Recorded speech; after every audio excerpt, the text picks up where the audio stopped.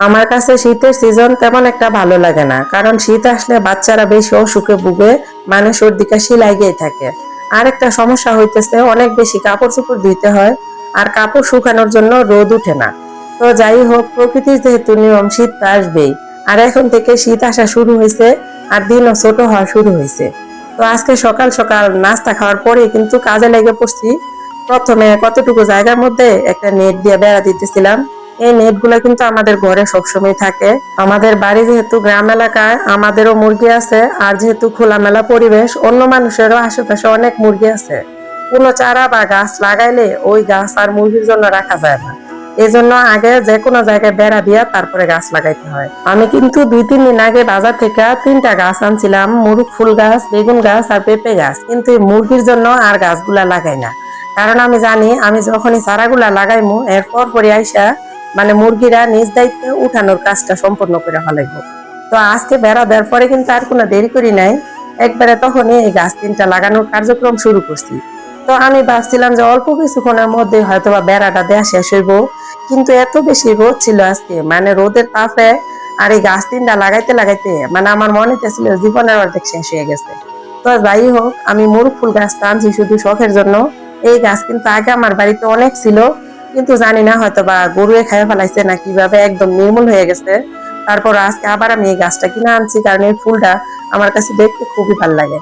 গাছ লাগানোর শেষে বেড়া দেওয়া শেষ। এখন আমি চিন্তা করতেছি আমার মায়ের স্পেশাল কতগুলা মানে ডাটার বিচি আছে এই বোতলের ভিতরে রাখা।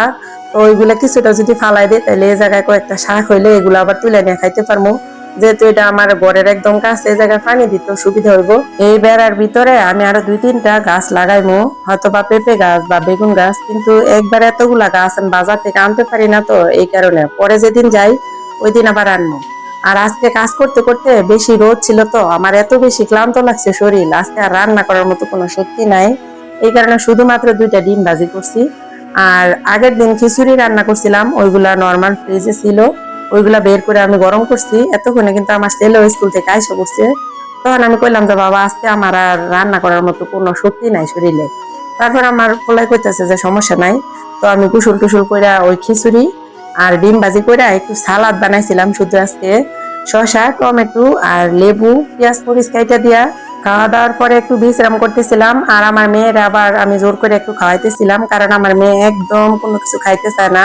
তো টিভি দিয়া, তারপরে মোবাইল দিয়া, এটা ওটা দিয়ে আমার মেয়ের একটু খাওয়ানোর চেষ্টা করতেছিলাম। যাই হোক, মেয়ের একটু খাওয়ানোর পরে একটু বিশ্রাম করলাম, তারপরে আবার বাজারের দিকে রওনা হইলাম।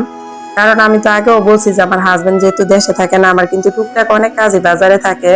এই কারণে মাঝে মধ্যে বাজারে যাইতে হয়। তবে সপ্তাহে 2 দিন বা 1 দিন যাই, তার বেশি কিন্তু যাই না। অনেকগুলা লিস্ট একদম জমা হলে তারপরে কিন্তু যাই। তো আজকে যাইতে যাইতে আপনাদেরকে একটা স্পেশাল জিনিস দেখাই আমি চিন্তা করতেছি। আমাদের বাড়ি যেহেতু ভাওয়াল গাজীপুরে, আমাদের ভাওয়ালের গজারি জঙ্গল কেমন হয় আজকে কিন্তু আপনাদের দেখাইবো। এই যে আমি যাইতেছি রাস্তা দিয়া, আর এই যে রাস্তার 2 সাইডে দেখেন শুধু গজারি গাছ আর গজারি গাছ, এগুলাই কিন্তু ভাওয়ালের মানে জঙ্গল।